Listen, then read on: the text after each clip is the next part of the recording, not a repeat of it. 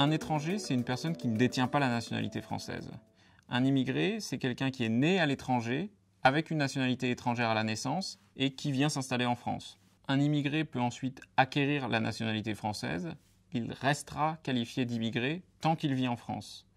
En fait, en France, plus de 40% des immigrés sont français, donc on ne peut pas opposer immigrés et français, on peut seulement distinguer français et étrangers, ou immigrés et natifs, c'est-à-dire les personnes nées en France.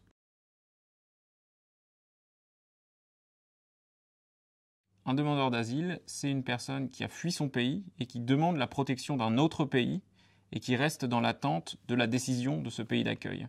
Un réfugié, c'est une personne dont la demande d'asile a abouti favorablement.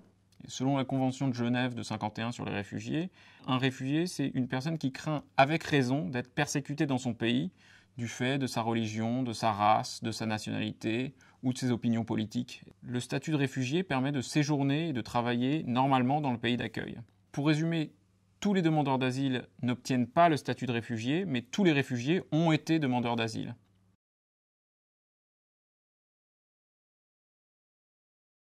On suppose souvent que les immigrés viennent s'installer de façon définitive, comme si leur arrivée en France marquait la fin de leur parcours migratoire. Or, 20 à 50% des immigrés présents dans les pays de l'OCDE repartent dans les 5 années qui suivent leur arrivée, soit pour retourner dans leur pays d'origine, soit pour réémigrer dans un autre pays.